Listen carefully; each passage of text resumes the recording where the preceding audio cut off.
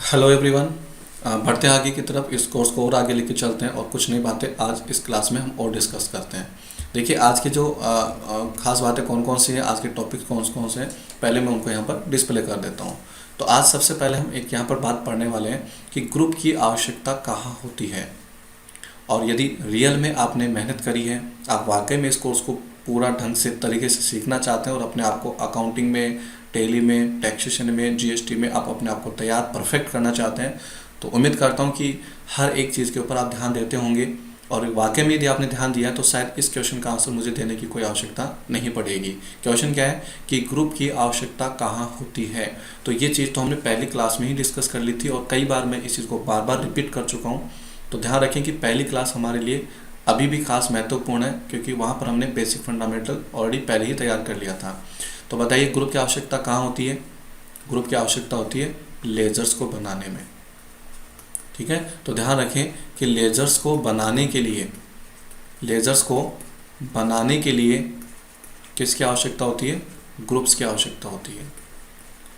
Groups की आवश्यकता होती है। अब देखिए शब्दों पे आप ध्यान रखें, मैंने ये नहीं कहा है कि लेजर्स को बनाने के लिए ग्रुप बनाने होंगे। हाँ, मैंने ये ज़रूर कहा है, मैं फिर रिपीट कर देता हूँ, मैंने ये ज़रूर कहा है कि टैली में आपको क्या करना है? एंट्रीज करनी है। तो टैली में एंट्रीज को करने के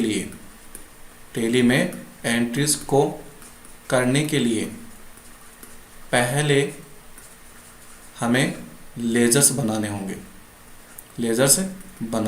ये मैंने कई बार कहा है और आज भी कह रहा हूँ कि यदि आपको टैली के अंदर एंट्रीज करनी है तो आपको पहले क्या बनाने होंगे? लेजर्स बनाने होंगे। तो लेजर्स बनाने होंगे, ये मैं कह रहा हूँ। एंट्रीज आपको करनी, ये भी मैं कह रहा हूँ। लेकिन आप थोड़ा सा इस पर भी ध्यान दें, यहाँ पर थोड़ी सी लैंग्वेज अलग काम में ली गई है। यहाँ क्या लिखा हुआ है कि लेजर्स को बनाने के लिए ग्रुप्स की आवश्यकता होती है। इसका मतलब ये है कि आपको लेज़र बनाने के लिए ग्रुप की आवश्यकता तो होगी, लेकिन ग्रुप नहीं बनाने होंगे। हाँ, यदि आवश्यकता पड़ी, ज़रूरत पड़ी, कुछ नई चीज़ हम चाहते हैं तो वहाँ भी हम ग्रुप बनाएंगे। ऐसा नहीं कि ग्रुप पहले से बने हुए हैं बस वही बनाएंगे, उन्हीं को काम मिलेंगे। तो बात को थोड़ा ध्यान से समझें कि पहली बात तो ये है कि आपको एंट्रीज को करने के लिए क्या करने होंगे? पहले लेजर्स बनाने होंगे। और जब लेजर्स बनाने की बात आएगी तो आपको किसकी आवश्यकता पड़ेगी? ग्रुप की आवश्यकता पड़ेगी, क्योंकि बिना ग्रुप्स के हम लेजर्स नहीं बना सकते। ये बात हम कई बार डिस्कस कर चुके हैं। तो आज का पहला सवाल ये था कि ग्रुप की आवश्यकता कहाँ होती है। तो आप इसका आंसर नोट कर लें, लेज़र बनाने में, लेज़र को बनाने में। तो जब भी लेज़र बनाएंगे तो किसकी आवश्यकता पड़ेगी? ग्रुप की। अब आज के कुछ खास सवाल और हैं कि ग्रुप क्या है, ये हमें पढ़ना है। ग्रुप क्यों बनाए जाते हैं या क्यों बने हुए होते हैं, उस पर हमें बात करनी है। और सबसे इम्पोर्टेंट बात कि कौन से ग्रुप के अंतर्गत कौन सा, अच्छा इसमें हिंदी वर्ड मैंने खाता यूज़ किया है, तो आप खाते को इंग्लिश में लिख लीजिएगा लेज़र, मतलब जहाँ जहाँ खाता लिखा वहाँ आप लेज़र लिख लीजिएगा। तो कौन से ग्रुप के अंतर्गत कौन सा लेज़र आएगा, ये भी हमें पढ़ना होगा। तो इन 3 सवालों के जवाब आपको तब मिलेंगे जब आप इस क्लास में आगे की तरफ बढ़ेंगे। ठीक है, तो देखिए सबसे पहले यहाँ पर ग्रुप की बात आ रही है। तो अभी थोड़ी देर पहले ही मैंने आपको बताया था क्या, कि जैसा कि आपको पूर्व अध्याय में पहले की क्लासेज में बताया गया है कि टैली में जब भी हम अकाउंट्स का काम करते हैं, तो हमें किसकी आवश्यकता होती है? लेजर्स की आवश्यकता होती है। ठीक है, और लेज़र हमें बनाने पड़ेंगे। ठीक है, ये आप ध्यान रखें। तो मैंने यहाँ पर ये चीज़ फिर क्लियर कर दी है कि अकाउंट्स, यहाँ पर अकाउंट्स का आप हटा दें और इसकी जगह लेज़र लिख लें, क्योंकि टैली के अंदर लेज़र वर्ड यूज़ किया हुआ है। तो लेज़र को बनाने के लिए ग्रुप की आवश्यकता होती है। ठीक है, ये चीज़ मैंने क्लियर कर दी है, क्योंकि टैली में आप बिना ग्रुप के कोई भी जो लेज़र है, कोई भी जो खाता है वो आप नहीं बना सकते। तो यदि आपको लेज़र बनाना है तो ग्रुप तो आपको काम में लेने ही होंगे। ठीक है, अब आप ध्यान रखें जो चीज़ मैंने यहाँ बताई है कि अतः अब लेज़र बनाने के लिए आपको यह मालूम होना बहुत ज़रूरी है, अति आवश्यक है कि ग्रुप क्या है। ठीक है, ग्रुप क्यों बनाए जाते हैं, कौन से ग्रुप के अंतर्गत कौन सा लेज़र बनाया जाता है। तो इन सवालों के जवाब आपको मिल ही जाएंगे जब आप इस टॉपिक को और आगे बढ़ाएंगे। तो सबसे पहले हम बात करते हैं कि ग्रुप होता क्या है। ठीक है, ये आपका आज का पहला सवाल यहाँ पर इंपॉर्टेंट बन जाता है कि ग्रुप किसको कहते हैं। तो वैसे तो ग्रुप का हिंदी में अनुवाद क्या होता है? समूह है। और ग्रुप क्या होता है ये भी आप समझते हैं। देखो एक अकेली चीज़ जो है ना उसको हम ग्रुप नहीं कह सकते। ग्रुप का मतलब एक समूह होता है, number of members, number of quantities वो ज़्यादा होती है। ठीक है। जैसे 2 4 5 व्यक्ति एक जगह मिल जाते हैं, एक जगह खड़े हो जाते हैं, एक जगह बैठ जाते हैं, दैट मीन्स वो उन व्यक्तियों का क्या है, एक समूह है, उनको हम बोलते हैं ग्रुप बोलते हैं। ठीक है, ये मैं टेली से बाहर की बात कर रहा हूँ। तो यहाँ पर मैंने लिखा है कि एक ही प्रकृति के, एक जैसे, एक प्रकृति के, एक नेचर के जो आपके लेजर्स होते हैं दोस्तों, उनको यदि हम एक जगह कर दें, उनका कलेक्शन कर दें। किसका कलेक्शन करना है? एक प्रकृति के, एक स्वभाव के, एक नेचर के, एक जैसे जो लेजर्स होते हैं, उन लेजर्स को यदि हम कलेक्ट कर दें, उनको एक जगह हम व्यवस्थित कर दें, तो उनको हम क्या कह देते हैं? समूह कह देते हैं, उनको हम ग्रुप कह देते हैं। ठीक है, कैसे? इसके लिए मैंने यहाँ पर एक एग्जाम्पल तैयार किया है। देखिए, मैंने यहाँ पर कुछ नाम लिखे हैं, आप इन नामों को ध्यान से पढ़ें। फर्नीचर, फर्नीचर का मतलब फर्नीचर होता है, ये आपका कंप्यूटर है, लैंड एंड बिल्डिंग है, और एक मशीन है। तो इन 4 चीज़ों को यदि आप ध्यान दें तो ये चारों एक जैसी हैं। अब एक जैसी कैसे, उसका भी मैंने आपको लिख रखा है। क्या लिखा है कि इन सभी की प्रकृति एक ही है, इन सभी की प्रकृति एक है, एक जैसी चीज़ें हैं ये। तो बात ये आती है कि सब ये इनकी प्रकृति एक जैसी कैसी हुई, मतलब सेम इनकी कैटेगरी कैसे होगी। ठीक है, प्रकृति एक जैसी कैसी है, तो उसके लिए देखो आपको ध्यान रखना है। मैंने यहाँ लिखा है कि ये सभी की सभी स्थायी संपत्तियाँ हैं। आप इनको थोड़ा सा गौर से पढ़ेंगे ना तो आपको समझ में आएगा कि फर्नीचर है, कंप्यूटर है, लैंड बिल्डिंग है, आपकी मशीन है, ये सभी की सभी क्या है? आपकी असेट्स हैं। ये सभी की सभी आपकी क्या है? असेट्स हैं। और ये कैसी असेट्स होती है? फिक्स्ड, यानी स्थायी संपत्ति। तो बात ये हुई ना कि एक ही प्रकृति के आपके जो लेजर्स होंगे, एक ही प्रकृति के आपके जो अकाउंट होंगे, उनका यदि कलेक्शन कर दिया जाए, उनको एक जगह कर दिया जाए, तो वो आपका क्या होता है? ग्रुप कहलाता है, समूह कहलाता है। तो यदि फर्नीचर, कंप्यूटर, लैंड और बिल्डिंग और मशीन के ऊपर यदि हम ध्यान दें तो इन सभी की प्रकृति एक जैसी है, इनका नेचर एक जैसा ही है, ये सब की सब एक ही चीज़ें हैं, भले इनका नाम अलग अलग हो। अच्छा, एक होने का मतलब नहीं कि सबके काम भी एक ही हैं कि सर एक कैसे है, कंप्यूटर अपना काम अपनी जगह करता है, फर्नीचर का काम कंप्यूटर थोड़ी करेगा, कंप्यूटर का काम फर्नीचर। एक जैसे होने का मतलब इनका नेचर एक जैसा है, ये सभी की सभी क्या है? स्थायी संपत्तियां हैं। ठीक है, तो अब आपको आगे एक चीज़ और लिखनी है। अतः स्थायी संपत्तियां इन सभी का क्या है? ग्रुप है। यानी ग्रुप के अकॉर्डिंग बोले तो ये सभी की सभी जो चीज़ें, जो नाम आपके सामने लिखे हुए हैं, इनका ग्रुप क्या हो गया? Fixed assets. ठीक है, ये आप ध्यान रखें। नेक्स्ट आगे बढ़ते हैं कि ग्रुप क्यों आवश्यक है। ग्रुप क्यों आवश्यक है, तो ये बात हम कई बार पहले भी पढ़ चुके हैं कि सबसे पहली बात तो ये है कि टेली में बिना ग्रुप के आप लेजर्स नहीं बना सकते, बिना ग्रुप के आप लेजर्स नहीं बना सकते। अतः आप ध्यान रखें कि खाते बनाने के लिए, लेजर बनाने के लिए आपको ग्रुप की आवश्यकता होगी ही होगी। ठीक है, ये बातें पहले भी कई बार रिपीट हो चुकी हैं। आगे मैंने यहाँ लिखा है कि टेली एक ऐसा अकाउंटिंग सॉफ्टवेयर है, टेली एक ऐसा अकाउंटिंग सॉफ्टवेयर है जो प्रत्येक रिपोर्ट्स को स्वतः ही यानी ऑटोमेटिक तुरंत तैयार कर देता है। ध्यान रखें, थोड़ा सा बात को ध्यान से सुने कि आपको जो है टेली में क्या करना है? अकाउंट्स का काम। और अकाउंट्स के काम करने के लिए आपको एक ही काम करना है, और वह है आपके बिजनेस में जो अलग अलग प्रकार के आपके जो ट्रांजेक्शन्स हो जाते हैं, आपको उन ट्रांजेक्शन्स की क्या करनी है? एंट्रीज करनी है। बस एंट्रीज वाला काम आप कर दें, बाकी जितने भी काम होते हैं उसको टेली संभाल लेगा, टेली उसको ऑटोमेटिक कर देगा। ऑटोमेटिक करने का मतलब आपको प्रॉफिट एंड लॉस अकाउंट चाहिए, टेली आपको बनाकर दे देगा ऑटोमेटिक, आपको बनाने की मेहनत नहीं करनी है। आपको बैलेंस शीट चाहिए, टेली आपको बैलेंस शीट बनाकर तैयार करके दे देगा, आपको नहीं बनानी है।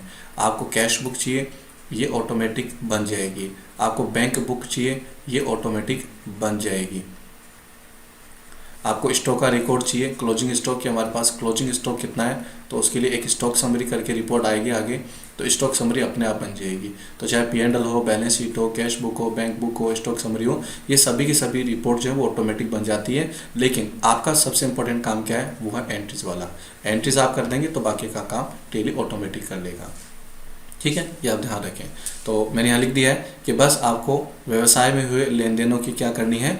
एंट्रीज करनी है टेली के अंदर, बाकी का काम टेली जाने, उसका काम वो अपने आप कर देता है। ठीक है, अब यहाँ पर आपको ये बात ध्यान रखनी है, नंबर 1 कि ध्यान रखें कि टेली में सभी रिपोर्ट्स को ग्रुप के आधार पर तैयार किया जाता है। क्योंकि कई बार ये बात आती है कि टेली में ऐसा क्या है कि वो सारा काम ऑटोमेटिक कर देता है। तो एक चीज़ आप यहाँ पर क्लियर कर लें कि ग्रुप एक वो कॉन्सेप्ट है टेली का ग्रुप टेली का एक वो कॉन्सेप्ट है जो सभी रिपोर्ट्स को ऑटोमेटिक तैयार करता है। मतलब साफ है कि जितना भी काम टेली के अंदर ऑटोमेटिक होगा, जो आप खुद करके देखिएगा आगे, तो वो ऑटोमेटिक काम है वो किसकी बदौलत होता है, किसकी वजह से होता है, ग्रुप की वजह से होता है। इसलिए ये भी कहा जाता है कि यदि आपको सही लेज़र बनाना है, आपको सही लेज़र बनाना है तो आपको सही ग्रुप का सिलेक्शन करना होगा। सही लेज़र बनाना है, ठीक लेज़र बनाना है तो आपको एक सही ग्रुप का उपयोग भी करना होगा। और ये ग्रुप ही वो कॉन्सेप्ट है, ध्यान रखें, जिसके आधार पर टेली के अंदर जो है वो ऑटोमेटिक आपकी रिपोर्ट्स तैयार होती हैं। ये आप अपने माइंड में अच्छे से सेट कर लें। आगे लिखा है कि जिस लेज़र को आप बना रहे हैं वह कौन से ग्रुप में जाएगा, ये सबसे इम्पोर्टेंट सवाल ये आता है। ठीक है, ध्यान रखें कि जब भी आप कोई लेज़र बनाएंगे तो लेज़र को बनाने के लिए किसकी ज़रूरत पड़ेगी, ग्रुप की। इसलिए सही लेज़र को बनाने के लिए सही ग्रुप का उपयोग करना बहुत ज़रूरी हो जाता है। आगे बात आती है कि क्या टेली में ग्रुप बनाने की आवश्यकता होती है, क्या टेली में हमें ग्रुप भी बनाने पड़ेंगे। तो पिछली कुल क्लासेज मैंने कहा और आज भी मैंने ये कहा है कि नहीं, टेली में आपको ग्रुप बनाने की फ़िलहाल स्टार्टिंग में कोई आवश्यकता नहीं है। क्यों? क्योंकि टेली के अंदर पहले से ही ग्रुप बने हुए हैं। लेकिन जैसे जैसे हम आगे की तरफ बढ़ेंगे तो हमें ये लगेगा कि नहीं, हमें ग्रुप और भी बनाने चाहिए, क्योंकि रिपोर्ट को किस तरीके से आप चाहते हैं, ठीक है, तो उसके लिए फिर आपको नए ग्रुप बनाने की भी ज़रूरत पड़ सकती है और पड़ेगी भी, वो हम आगे की क्लासेस में सीखने वाले हैं। लेकिन यदि स्टार्टिंग की बात करें दोस्तों, तो लेज़र्स को बनाने के लिए आपको ग्रुप बनाने की आवश्यकता नहीं होगी, क्योंकि ग्रुप जो है वो टेली के अंदर पहले से ही बने हुए होते हैं। तो देखिए, मैंने यहाँ पर एक चीज़ लिखी है कि टेली के जो निर्माता हैं, टेली को डेवलप करने वाली जो कंपनी है, उन्होंने यह लिखा है कि उपयोगकर्ता को उसके व्यवसाय के अनुसार, ठीक है, आवश्यक जो ग्रुप होते हैं, जिन ग्रुप की हमें आवश्यकता होती है, ज़रूरत होती है, वो पहले से ही बना कर दिए हुए हैं। अर्थात कुछ ग्रुप टेली में पहले से ही बने हुए हैं। हाँ ठीक है, आपकी आवश्यकता ज़्यादा हो जाती है, आपकी रिक्वायरमेंट कुछ नई हो जाती है, तो उस रिक्वायरमेंट के अकॉर्डिंग आप और लेज़र भी बना सकते हैं। लेकिन स्टार्टिंग में यदि हम बात करें तो आपको ग्रुप बनाने की आवश्यकता नहीं होगी, क्योंकि ग्रुप पहले से बने हुए होते हैं। अब मैंने यहाँ पर लिखा है कि यदि इनके अलावा आपको और ग्रुप की आवश्यकता होती है तो आप नए ग्रुप भी बना सकते हैं, ठीक है, जिसका वर्णन इसी क्लास में, इसी कोर्स में जो है वो आगे किया जाएगा कि हम नए ग्रुप कैसे बनाएं। लेकिन मैं फिर कह रहा हूँ कि यदि हम एक बार स्टार्टिंग की बात करें कि अभी हम टेली को केवल सीख रहे हैं, ठीक है, अभी हम टेली को केवल एक बेसिक तौर पर क्लियर कर रहे हैं, शुरुआत में आपको ग्रुप की आवश्यकता नहीं पड़ेगी। क्यों नहीं पड़ेगी? क्योंकि टेली के अंदर पहले से ही आपके ग्रुप बने हुए हैं। ध्यान रखें, पहले से ही ग्रुप बने हुए हैं, तो आपको ग्रुप बनाने की आवश्यकता नहीं होगी। लेकिन जैसे जैसे हम आगे बढ़ेंगे हो सकता है आपको नए ग्रुप भी बनाने पड़ जाए। अब यहाँ पर मैं ग्रुप के बारे में कुछ और ख़ास बातें यहाँ डिस्कस करने वाला हूँ, बस आपको जो है प्रॉपर तरीके से हर एक चीज़ के ऊपर फोकस करना है। अभी मैंने थोड़ी देर पहले क्या कहा कि टेली में पहले से ग्रुप बने हुए हैं, टेली में पहले से ही ग्रुप बने हुए हैं, आपको नहीं बनाने। तो बात आती है कितने बने हुए हैं, तो उसका आंसर आपके सामने 28 ग्रुप्स जो है उसका एक जो सेट है वो हर एक उस व्यक्ति को मिलता है जो टेली में काम करता है। चाहे मैं काम कर रहा हूँ तो मुझे भी 28 ग्रुप का सेट मिल जाएगा, आप काम करेंगे टेली के अंदर तो आपको भी 28 ग्रुप का सेट मिल जाएगा। तो ये 28 ग्रुप पहले से ही टेली के अंदर बने हुए हैं। अब इनके बारे में कुछ खास बातें आपको आज की इस क्लास में कवर करनी है। कवर ये करनी कि ये जो आपके 28 ग्रुप हैं इनको कहा जाता है प्री डिफाइंड ग्रुप्स। इनको हम क्या कहते हैं? Pre defined groups. मतलब ये वो ग्रुप्स हैं जो पहले से ही डिफाइंड है, पहले से ही बने हुए हैं, आपको बनाने की आवश्यकता नहीं है, ये आप ध्यान रखें, ठीक है। अब जिन्होंने टेली सॉफ्टवेयर को बनाया है, जो इसके डेवलपर हैं, उन्होंने एक चीज़ सेट कर रखी है और आप ध्यान रखिए कि अब जो मैं बातें बोलने वाला हूँ, ठीक है, ये ऑलरेडी कंप्यूटर के अंदर, टेली के अंदर पहले से सेट है, आपको कुछ नहीं करना है। यानी अभी मैं ये जैसे इनका डिवाइडेशन करके बताने वाला हूँ कि जो आपके 28 ग्रुप्स हैं उनको 2 भागों में बांटा हुआ है, आपको नहीं बांटना है। ऐसा नहीं करना है कि आपको टेली को स्टार्ट करना है और टेली के अंदर 28 ग्रुप बने हुए उनको 2 हिस्सों में आप बांटने के लिए प्रयास करेंगे, आप मेहनत करेंगे। आपको ये मेहनत नहीं करनी है, ये ऑलरेडी सॉफ्टवेयर के अंदर, टेली के अंदर पहले से सेट है, आपको केवल उसको समझना है। तो मैंने यहाँ पर ये बताया है कि टेली में पहले से कितने ग्रुप बने हुए? 28, जिनको हम क्या बोलते हैं? Pre defined groups. अब ध्यान रखें कि जो टेली के डेवलपर हैं, जिन्होंने टेली को डेवलप किया है, उन्होंने ये 28 ग्रुप 2 हिस्सों में बांट रखे हैं। आपको नहीं बांटने, मेरे को नहीं बांटने, पहले से बटे हुए हैं। ठीक है। एक तरफ आपके 15 ग्रुप रहेंगे तो दूसरी तरफ आपके ये 13 ग्रुप रहेंगे। जो 15 ग्रुप्स हैं, तो जो आपके ये 15 ग्रुप्स हैं ये भी प्री डिफाइंड है। जो 13 ग्रुप्स हैं 13 वो भी आपके प्री डिफाइंड ग्रुप हैं। 15 + 13 = 28। अब ध्यान ये रखें कि ये जो 15 आपके ग्रुप हैं, ये जो 15 आपके ग्रुप हैं, इनको नाम दिया गया है प्राइमरी ग्रुप्स। इनको क्या नाम दिया गया है? Primary groups. पढ़ेंगे आगे, समझेंगे, सारी चीज़ आपको क्लियर हो जाएंगी। माइंड के ऊपर किसी प्रकार का प्रेशर नहीं डालना है कि सर ये प्राइमरी ग्रुप्स क्या होता है, इनके बारे में भी बातचीत होगी, बस थोड़ा सा आप वेट करें। बट आज की क्लास में आप ये समझ लें कि जो 28 ग्रुप पहले से बने हुए जिनको हम प्री डिफाइंड ग्रुप्स कहते हैं, इनमें से जो 15 ग्रुप्स हैं वो आपके कौन से हैं? प्राइमरी ग्रुप्स हैं। और जो 13 का जो आपको पार्ट बना के दिया गया वो आपके सब ग्रुप्स हैं, राइट। उसके बाद आपको ये समझना है कि जो 15 ग्रुप्स आपके हैं वो 2 हिस्सों में ऑलरेडी बटे हुए हैं, आपको नहीं बांटना है, आपको कोई मेहनत इनके ऊपर नहीं करनी है, ठीक है। तो 9 आपके ये प्राइमरी ग्रुप कहलाएंगे और ये 6 भी आपके प्राइमरी ग्रुप ही कहलाएंगे। अब इन 9 के बारे में आप थोड़ा सा ध्यान रखें कि ये जो 9 ग्रुप हैं दोस्तों वो किसके लिए बने हुए हैं? बैलेंस शीट के लिए बने हुए हैं, ठीक है। एक रिपोर्ट होती है बैलेंस शीट जिसको हम बोलते हैं आर्थिक चिट्ठा या स्थिति विवरण। तो बैलेंस शीट के लिए पहले से ही हमारे पास में कितने ग्रुप हैं? 9 ग्रुप हैं, ठीक है। और जो आपके ये 9 ग्रुप हैं, इनकी खास बात ये होती है कि इनको हम कैपिटल नेचर के ग्रुप कहते हैं। क्या बोलते हैं? कैपिटल। आज केवल बेसिक करना है, आगे हम इनकी बात करेंगे। तो आज की क्लास में याद रखें कि जो 9 ग्रुप हैं आपके प्राइमरी हैं, ध्यान रखें 9 कौन से हैं? प्राइमरी ग्रुप हैं, ये आप अच्छे से क्लियर कर लें। और बैलेंस शीट के लिए बने हुए इनका जो नेचर है वो कैपिटल नेचर का होता है। अब बात करें, ये 6 ग्रुप है, ये आपके प्रॉफिट एंड लॉस अकाउंट के लिए बने हुए होते हैं और इनका जो नेचर है वो आपका रेवेन्यू नेचर, ठीक है। इनको हम आयगत प्रकृति के खाते बोलते हैं, नोट कर लीजिएगा। इनको आयगत प्रकृति के ग्रुप बोलते हैं और इनको पूंजीगत प्रकृति के बोलते हैं, ठीक है। तो ये हमारे पूंजीगत प्रकृति के ग्रुप हैं जो बैलेंस शीट को प्रभावित करते हैं, और ये हमारे रेवेन्यू आयगत प्रकृति के ग्रुप हैं जो प्रॉफिट एंड लॉस को प्रभावित करते हैं। कहने का मतलब ये भी है, आप इसको इस तरीके से समझ सकते हैं कि इन 9 ग्रुप को यूज़ करोगे तो आपकी बैलेंस शीट ऑटोमेटिक बन जाएगी। इन 6 ग्रुप को आप यूज़ करेंगे तो प्रॉफिट एंड लॉस ऑटोमेटिक बन जाएगा। तो यहाँ से ही चीज़ें थोड़ा माइंड सेट हो जाता है कि मुझे किस तरीके से क्या चीज़ समझनी चाहिए और क्या यूज़ करनी चाहिए। तो मैंने क्या कहा कि इन 9 ग्रुप को जब आप यूज़ करेंगे तो आपकी बैलेंस शीट ऑटोमेटिक बनेगी। 6 ग्रुप को आप यूज़ करेंगे तो आपका profit and loss account automatic बन जाएगा। तो ये तो बात हुई 15 ग्रुप्स को लेके। अब हम बात करते हैं 13 ग्रुप्स की। तो ध्यान रखें, पहले बात तो ये कि जो 13 ग्रुप्स हैं वो आपके क्या हैं? सब ग्रुप्स हैं। अब इनको सब ग्रुप इसलिए कहा जाता है क्योंकि ये 13 ग्रुप जो है ना वो इन 9 के अंडर में आते हैं, यानी 9 ग्रुप ऊपर रहेंगे और 9 के नीचे, 9 के अंडर में कितने ग्रुप आएंगे? 13 आएंगे। तो 9 के अंडर में आ रहे हैं, 9 के नीचे आ रहे हैं, इसीलिए इनको बोलते हैं सब ग्रुप बोलते हैं। तो इस प्रकार आप ध्यान रखें कि आपकी जो बैलेंस शीट है, ठीक है, उसके लिए कितने ग्रुप हो जाएंगे आपके? 22 ग्रुप। आप नोट करें, 9 तो आपके हो गए प्राइमरी और 13 ग्रुप हो गए आपके सब ग्रुप। तो इस प्रकार बैलेंस शीट के लिए टोटल ग्रुप कितने हो गए? 22। बैलेंस शीट के लिए टोटल ग्रुप कितने हो गए? 22 हो गए, 22 प्लस हमारे पास में कितने ग्रुप हुआ? 6, ये वाले 6 ये रहे, तो 22 + 6 अपने कितने हो जाएंगे? 28 ग्रुप्स हो जाएंगे। तो ये छोटा सा एक मैंने यहाँ पर पूरा इंट्रोडक्शन दिया है कि टैली के अंदर पहले से कितने ग्रुप बने हुए हैं। 15 और 13 बटे हुए हैं, फिर 9 और 6 में बटे हुए हैं, ये आपके बैलेंस शीट के लिए। तो ये सारी चीज़ें आपको नोट्स के रूप में बनानी है और बार बार इनको रिपीट करना है। अब देखिए, आपकी ये जो ग्रुप्स हैं इनमें से कितने प्राइमरी और कितने मैंने यहाँ पर ये पूरे डिस्प्ले कर दिए, और आप बिल्कुल टेंशन नहीं करें, इनके लिए जो है वो PDF आपको मिल जाएगी। और मैं भी आपको यही कहना चाहूँगा कि ये सारे ग्रुप हैं, आप PDF को यूज़ करके फिर लिखें ताकि वीडियो को देखने में आपका जो टाइम वेस्ट ना हो।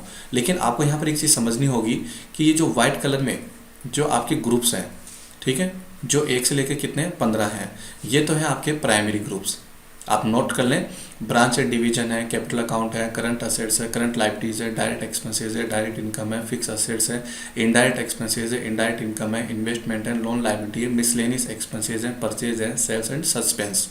ये जो 15 नाम अभी मैंने बोले, 15 नाम मैंने पढ़े हैं आपके सामने, ये सभी के सभी आपके 15 जो प्राइमरी ग्रुप्स हैं वो हैं, ठीक है। कितने? 15 हैं, 15 और प्राइमरी, ध्यान रखें। अब जैसे कैपिटल अकाउंट की बात करूं तो ध्यान रखें कि कैपिटल अकाउंट खुद प्राइमरी है।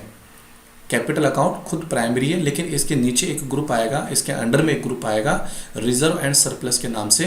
तो ध्यान रखें, ये जो मैंने कलर मेंशन कर रखा है अलग से, नंबर 1 यहाँ पर दिखा रखा है, ये आपका सब ग्रुप है। इसी प्रकार करंट असेट्स की अंदर बात करें तो करंट असेट्स खुद एक प्राइमरी ग्रुप है। करंट असेट्स खुद एक प्राइमरी ग्रुप है और इसके अंडर में आप देखेंगे तो आपको कितने ग्रुप मिलेंगे, 6 ग्रुप मिलेंगे और ये आपके यहाँ सब ग्रुप होते हैं। क्या होते हैं? सब ग्रुप। तो कैपिटल अकाउंट का सब ग्रुप कितना है? 1। करंट असेट्स के सब ग्रुप कितने हैं? 6। इसी प्रकार करंट लायबिलिटीज़ के सब ग्रुप कितने हैं? 3। लोन्स लायबिलिटी के सब ग्रुप कितने हैं? 3 है। तो यदि हम 1 और 6 को प्लस करें तो 7 हो जाएंगे, 7 में 3 प्लस करेंगे तो 10 हो जाएंगे, 10 में 3 प्लस करेंगे तो 13 हो जाएंगे। तो इस प्रकार ये जो कलर मैंने मेंशन कर रखा है वो सब ग्रुप्स के लिए और वाइट में आपके प्राइमरी ग्रुप्स हैं। तो इनको आप अच्छे से लिख लें, एक बार नोट्स बना लें, फिर आगे बात करेंगे कि ये क्या है और किस प्रकार से इनको यूज़ करते हैं। अभी के लिए आपको क्या करना है, नोट्स बनाना है और आपको ये तैयार करना है कि प्राइमरी ग्रुप्स 15 है वो कौन कौन से हैं, सब ग्रुप्स 13 है वो कौन कौन से, और कौन सा सब ग्रुप किसका सब ग्रुप है, ये आपको अच्छे से याद करना है। इसका एक फ़ायदा आपको और होने वाला है। सपोज आज आपने क्लास अटेंड कर ली और आज आप फील्ड में हैं, ठीक है, या 5 दिन 10 दिन बाद में आप फील्ड में हैं और वहाँ आपसे एक सवाल ये किया जाता है कि करंट असेट्स में कौन कौन से असेट्स आती हैं, उसे एग्जाम्पल दीजिए। देखिए सवाल आपसे क्या किया गया कि करंट असेट्स में कौन कौन सी असेट्स शामिल होती वो आप एग्जाम्पल के तौर पे बताइए। तो आप इनका नाम ले देना, जैसे बैंक बैलेंस होता है, कैश बैलेंस होता है, डिपॉजिट असेट्स है, लोन आपका एडवांस असेट्स है, स्टॉक आपका है और आपके डेटर्स हैं। ये सभी के सभी जो 6 चीज़ें आपके सामने लिखी हुई है ये आपकी क्या है, करंट असेट्स हैं। आपसे हो सकता है कि मार्केट में कोई ये क्वेश्चन कर ले कि करंट लायबिलिटीज़ के कुछ उदाहरण दीजिए, करंट लायबिलिटीज़ के कुछ एग्जांपल दीजिए। तो बेशक आप दे सकते हैं, ड्यूटी एंड टैक्सेस हैं, प्रोविजंस हैं, क्रेडिटर्स हैं, ये हमारी क्या होती है, करंट लायबिलिटीज़ होती है, चालू दायित्व होते हैं हमारे सामने। तो उम्मीद करता हूँ ये सभी जो चीज़ें हैं आप नोट्स के रूप में बनाएंगे और नोट्स बनाने से भी कुछ नहीं होता, आपको भी पता है। इनको बार बार पढ़ें, इनको आप रिपीट करें। जितना आप रिपीट वाला सिस्टम यूज़ करेंगे, रिवीजन आप करेंगे, उतना ही आपका टॉपिक ऑब्सोल्यूट हो जाएगा। तो इसी टॉपिक को लेके आगे हम बात करने वाले हैं नेक्स्ट पार्ट के अंदर।